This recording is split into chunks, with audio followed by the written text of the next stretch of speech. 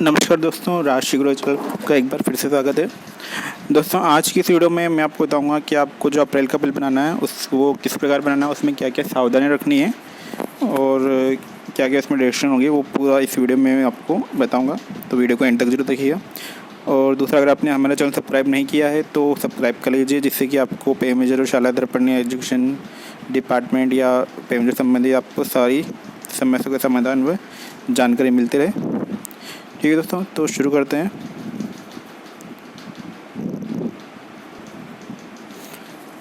तो यहाँ पे आपको इसमें कुछ करेक्शन करना है, वो बताता हूँ आपको क्या करेक्शन करना है। तो देखिए, सबसे पहले हम DDO लॉगिन कर लेते हैं। DDO लॉगिन करके हम आ गए पेमेंजर पे। तो यहाँ पे आने के बाद देखिए, अप्रैल के बिल में आपको मोस्ट इम्पोर्टेंट सबसे पहले आपको सभी कर्मचारियों से जो GIC कट होती है 220 का, वो ऑनलाइन भरवा लेना है। अगर किसी ने नॉमिनी चेंज किया है तो ही इसका भराएगा, नहीं तो नहीं आएगा। ठीक, तो यहाँ पे आपको बिल एडिशन करना है। बिल एड कर लेते हैं। सैलरी रेगुलर 01 ऑब्जेक्टेड अप्रैल का बिल है तो अप्रैल, यहाँ पे बिल नंबर डाल देंगे और यहाँ पे हम ग्रुप सेलेक्ट कर लेंगे।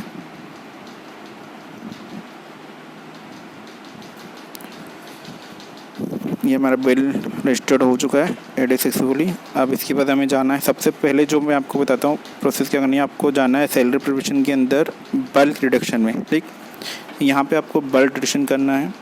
तो वो क्या करना है, आपको सबसे पहले आपको एक एक करके सारे ग्रुप सेलेक्ट करने हैं।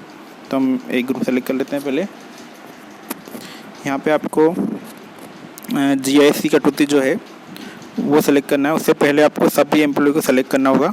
ठीक, तो और सेलेक्ट करने के बाद जो CM कोरोना रिलीफ वाली जो कट होती है जो लास्ट मंथ मार्च में हुई थी, उसको आपको डिलीट करना होगा।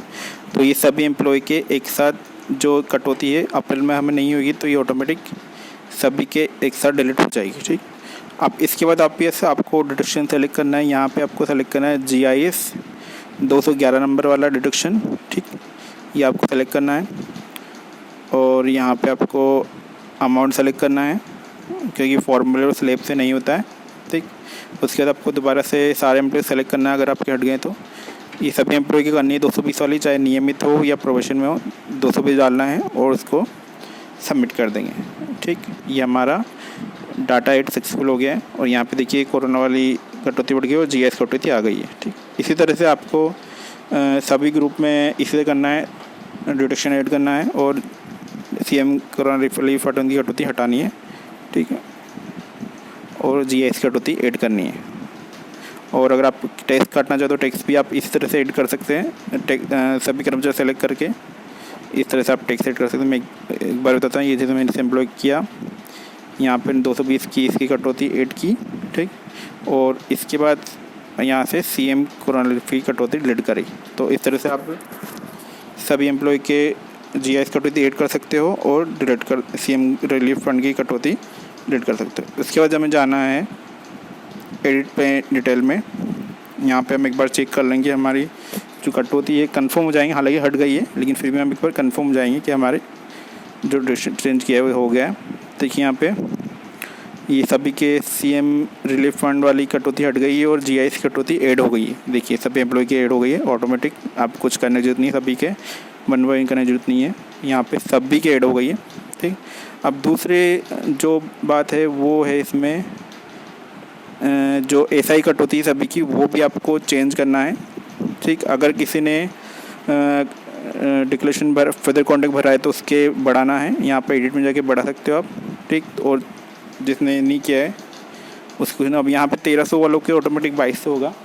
तो यहाँ पे आपको सिर्फ 1300 वालों की सभी के 2200 करना है। इनको फर्दर कॉन्टेक्ट भरने की ज़रूरत नहीं है।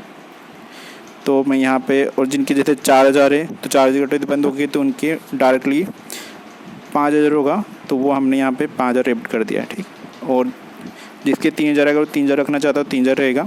अगर उसके स्लैब जो भी उसका बेसिक है उसके अनुसार, तो यहाँ पे सभी के हम 2200 कर देते हैं। ये मैंने सभी के 2200 कर दिया है जिनके 1300 था।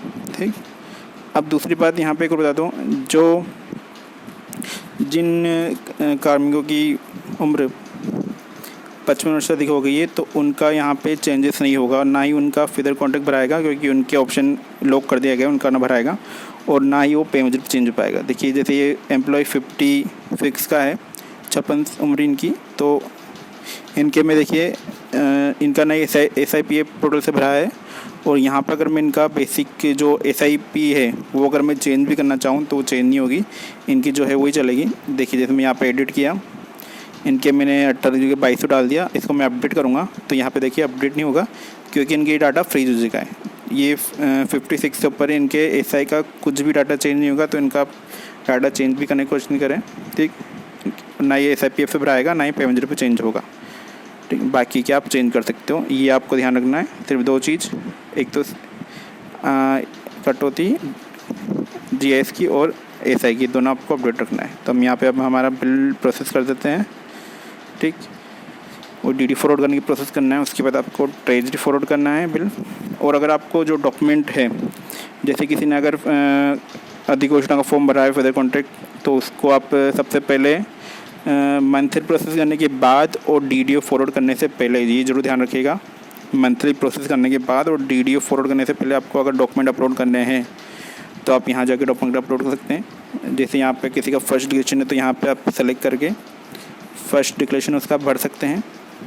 अदर डॉक्यूमेंट में अगर कोई ऑप्शन नहीं, यहाँ पे नहीं, अदर डॉक्यूमेंट जाके आप अपलोड चूज़ फाइल कीजिए और जहाँ पे फाइल अपलोड कीजिए और उसको सबमिट करके यहाँ पे अपलोड कर दीजिए, ठीक।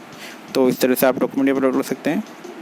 अभी हम इसको कर देते हैं DDO फॉरवर्ड। ये जो अपलोड वाली प्रक्रिया है ये आपको मंथली प्रोसेस से पहले, सॉरी मंथली प्रोसेस के बाद और DDO फॉरवर्ड से पहले करनी है, ठीक। अब हमारा बिल ट्रेज फॉरवर्ड कर देते हैं हम। और हाँ, अगर आप 2 ऑप्शन है वही पिछले की तरह, अगर आपके E-साइन कंप्लीट नहीं है, DSC कंप्लीट नहीं हुआ, तो आप उसको अपलोड डॉक्यूमेंट में जाके भी यहाँ पे जा करके upload inner outer schedule upload करके कर सकते हैं। डॉक्यूमेंट आप पहले अपलोड कर चुके हो और यहाँ पे सेकंड ऑप्शन में उस बिल का स्टेटस चेक कर सकते हो जो भी टोकन जारी होता है। और अगर आपके DSC कंप्लीट है, रजिस्टर्ड हुआ है, तो आप DSC के थ्रू बिल बना सकते हो। यहाँ पे जा करके वही आपको E-साइन करना है। पूरी प्रक्रिया मैंने आपको पहले वाली वीडियो में बताई हुई है, तो उस तरह से आप पूरा बिल की प्रक्रिया कर सकते हो। तो ये था दोस्तों अप्रैल के बिल में प्रक्रिया करने का। तो वीडियो आपको अच्छी लगी है तो लाइक कीजिए, शेयर कीजिए। अगर आप कुछ समझ भी नहीं आया तो मुझे कमेंट बॉक्स में लीजिए, और कुछ कमी लगी तो आप मुझे कमेंट बॉक्स में लिख सकते हैं। मिलते हैं नेक्स्ट वीडियो में, तब तक के लिए धन्यवाद, और चैनल को सब्सक्राइब करना बिल्कुल मत भूलिए।